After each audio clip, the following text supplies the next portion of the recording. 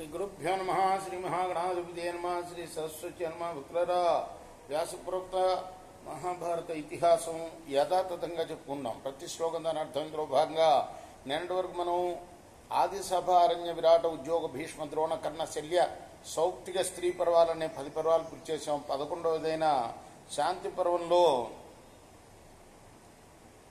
165 అధ్యాయాలు పూర్తి చేసి 166వ అధ్యాయంలోని 21వ శ్లోకం వరకు చెప్పుకున్నాం. 22వ శ్లోకం నుండి కొనసాగిద్దాం. కొనసాగించే ముందు వ్యాస భగవాన్ని ప్రార్థన చేసుకుందాం. వ్యాసాయ విష్ణురూపాయ వ్యాసరూపాయ విష్ణవే నమో వై బ్రహ్మనిధయే వాసిష్ఠాయ నమో నమః. సదా నింబ వృక్షస్య మూలాధివాసాత్ సుధాశ్రావిణం తిక్తమప్యప్రియంతం తరుంకల్పవృక్షాదికం సాధయంతం నమామీశ్వరం సద్గురుం సాయినాథం. అంజనానందరం వీరం జానకీ శోకనాశనం కపీశముక్షంతారం వందే లంకాభయంకరం. తస్మిన్ ధర్మే స్థిత దేవా సహాచార్య పురోహిత ఆదిత్య వసవో రుద్రో సుసాధ్య మరుదస్వన. ఆచార్యులు పురోహిత గణాలతో సహా దేవతలు, ఆదిత్యులు, వసువులు, రుద్రులు, సాధ్యులు, మరుతులు, అశ్వనులు వీరందరూ కూడాను ఆ సనాతన ధర్మంలో ప్రతిష్ఠితులు.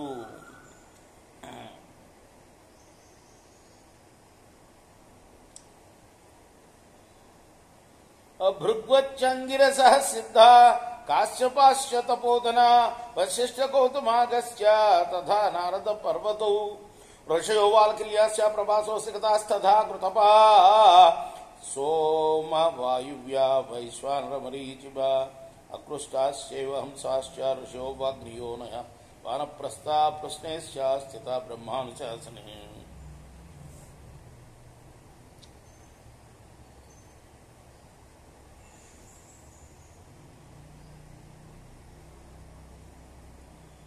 భృగువు, అత్రి, అంగీసుడు అనే సిద్ధమునులు, తపోధనులైన కాశ్యపగణం, వైశిష్ట, తర్వాత గౌతమ, అగస్త్యాదులు, నారద పర్వతులు, వాలకిల్యాది ఋషులు, ప్రభాసులు, సికతులు, ఘృతపులు, సోమపులు, మరీచిపులు, వైశ్వానరులు, అకృష్టులు, హంసమునులు, అగ్ని నుంచి జన్మించిన ఋషులు, వారప్రస్సులు, కృష్ణులు, ఈ మహాత్ములందరూ కూడా బ్రహ్మదేవుడి యొక్క ఆజ్ఞాధీనులై ధర్మాన్ని రక్షించసాగారు. దానవేంద్రాశ్చతిక్రమ్య తత్పితామహ శాసనం ధర్మశాపచయం చక్రు క్రోధలోభ స్వమన్విత. అయితే దానవేంద్రులు మాత్రం క్రోధలోపాలతో కూడి ఆ పితామహుని యొక్క శాసనాన్ని అతిక్రమించి ధర్మానికి హాని చేయసాగారు. హిరణ్యకశిపుశ్చైవ హిరణ్యాక్షో విరోచనా సంభ్రో ప్రతిష్ఠ విరాధో నముచిర్బలి ఏతే చాన్యే చ బహవా సగణా దైత్యదానవా ధర్మసేతుమతిక్రమ్య రేవుడే ధర్మనిశ్చయ. హిరణ్యకశిపుడు, హిరణ్యాక్షుడు, విరోచనుడు, సంభ్రుడు, విప్రచిత్తి, విరాధుడు, నముచి, బలి అనేవారే కాకుండా ఇంకా అనేక దైత్య దానవగణాలు ధర్మసేతువుని అతిక్రమించి అధర్మాలు చేయవలనే దృఢ నిశ్చయంతో ధర్మానికి హాని కలిగించడం మొదలుపెట్టారు. సర్వే తుల్యా అభిజాతీయ యథా దేవాస్తథా వయం ఇచ్చేవం ధర్మమాస్తాయ స్పర్ధమానా సురర్షిభి. మేము దేవతలు ఒకే జాతి వారం కాబట్టి దేవతల వంటి వారమే మేము అని ఈ రీతిగా ఏకజాతి ధర్మాన్ని ఆశ్రయించి దైత్యులు దేవతలతో ఋషులతో పోటీ పట్టడం మొదలుపెట్టారు. నప్రియన్నాప్యమక్రోశం చక్రుర్భూతేషు భారత త్రీన్ ఉపాయాన్నతిక్రమ్య దండేన రురుధు ప్రజా భరతనందన. ధర్మరాజా, నారదుడు చెప్తున్నాడు ఇదంతా. వారు ప్రాణులకు మేలు చేయరు, దయచూపరు. వారు సామధాన భేదాలని 3 ఉపాయాలను ఉల్లంఘించి కేవలం దండోపాయంతో సమస్త ప్రజలను పీడించడం మొదలుపెట్టారు. నా జగ్ముహు సంవిధంతైశ్చ దర్పాద అసురసోత్తమ. అథవై భగవాన్ బ్రహ్మ బ్రహ్మర్షిభిరుపస్థిత తదా హిమౌత శృంగే సురమ్యే పద్మతారకే శతయోజన విస్తీరే మణిరత్న చయాచితే. అసురశ్రేష్ఠులు గర్వించి ఆ ప్రజలతో మాట్లాడటం కూడా మానేశారు. అప్పుడు బ్రహ్మర్షులతో కూడా బ్రహ్మదేవుడు హిమవత్పర్వత శిఖరం మీద ఉన్నాడు. ఆకాశంలో ఉండే నక్షత్రాలు ఆ శిఖరం మీద వికసించిన పద్మాల్లాగా ఉన్నాయి. దాని వైశాల్యం 100 యోజనాలు ఉంది.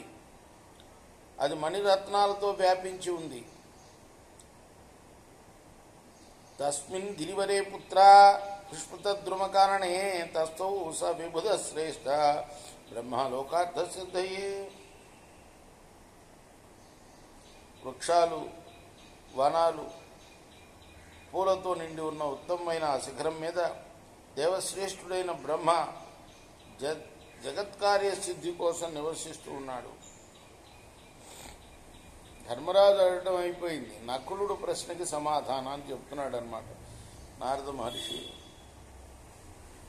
తతో వర్ష సహస్రాంతే వితానమకరోత్ ప్రభు విధినా కల్పదృష్టేన యథావచ్చోపాదితం ఋషిభిర్యజ్ఞపటుభిః యథావత్ కర్మకర్తృభిః సమిద్భిః పరిసంకీర్ణం దీప్యమానస్య పావకై కాంచనైర్యజ్ఞభాండైశ్చ ప్రాజిష్ణుర్భిరలంకృతం వృతం దేవగణైశ్చైవ ప్రవరైర్యజ్ఞమండలం తథా బ్రహ్మర్షిభిశ్చైవ సదస్యైరుపశోభితం. ఆ తర్వాత చాలా వేల సంవత్సరాలు దాటిపోయిన తర్వాత బ్రహ్మదేవుడు శాస్త్ర విధిని అనుసరించి అక్కడ ఒక యజ్ఞం ప్రారంభించాడు హిమవత్పర్వతం మీద.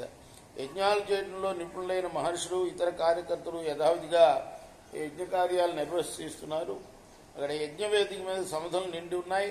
అంతటా అగ్ని ప్రజ్వలితున్నది. బంగారు యజ్ఞపాత్రులు యజ్ఞమండప శోభను ఇనుమడింప చేస్తున్నాయి. ఆ యజ్ఞమండపం శ్రేష్ఠ దేవగణాలతో, బ్రహ్మర్షులతో, సదస్సులతో ప్రకాశిస్తూ ఉన్నది. తత్ర ఘోరతమం వృత్తం ఋషీనాం మే పరిశ్రుతం చంద్రమా విమలం వ్యోమా యథాభ్యుదీత తారకం వికీర్యాగ్నిం తథా భూతం బుద్ధితం శ్రూయతే తథా. అక్కడ చాలా ఘోరమైన సంఘటన గురించి మహర్షులు చెప్పగా ఉన్నాను. నక్షత్రాలు ఉదయించిన తర్వాత నిర్మలమైన ఆకాశంలో చంద్రుడు ఉదయించినట్టు ఆ యజ్ఞమండపంలోని అగ్నిని చల్లాచెదరు చేస్తూ ఒక భయంకర ప్రాణి ఉదయించినట్లు తెలుస్తున్నది. నీలోత్పల సవర్ణాభాం తీక్ష్ణదంష్ట్రం కృశోధరం రాంశుం సుదర్శ శతం తథైవ యమితౌజసం. అది నల్ల కలువల కాంతి కలది, పదునైన కూరలు కలది, సన్నని నడుము కలది, చాలా పొడవైనది, సమీపింప వీలు కానిది, మహాతేజోవంతమై ఉన్నది. తస్మిన్ ఉత్పతమానే చ ప్రచచాలవ సుందర మహోర్మికరితావర్త చుక్షుభేప సమహోదది. అది ఉత్పన్నం కాగానే భూకంపం వచ్చింది. పెద్ద తరంగాలు సుళ్ళుతో మహాసముద్రం అల్లకల్లోలమైంది. పేరు రుకా మహోత్పాత శాఖాశ్చ ముముచుర్ద్రుమాం అప్రశాంత దిశ సర్వ పవనశ్చ శిశు. ఓవో ఆకాశం నుంచి ఉల్కలు ఊడిపడ్డాయి, మహోత్పాతాలు కలిగాయి, చెట్ల కొమ్మలు విరిగిపడ్డాయి, దిక్కులు క్షోభించాయి. గాలి కూడా భయంకరంగా వీచింది, అమంగళకరంగా. ముహుర్ముహుశ్చ భూతాని ప్రావ్యతంతమయ భయ తదా తతః స తుములం దృష్ట్వా పంచభూతం ఉపస్థితం. మహర్షి సురగంధర్వాన్ ఉవాచేతం పితామహ.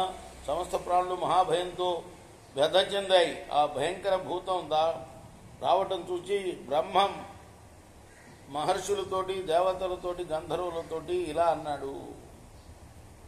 రేపు మనం మిగతా కథను కొనసాగిద్దాం. కృష్ణార్పణమస్తు. సాయి కృష్ణార్పణమస్తు. స్వస్తి ప్రజాభ్య పరిపాలయంతాం న్యాయేన మార్గేణ మహిమహీష గోబ్రాహ్మణేభ్య శుభమస్తు. లోకా సమస్తా సుఖినో భవంతు. కృష్ణార్పణమస్తు. సాయి కృష్ణ.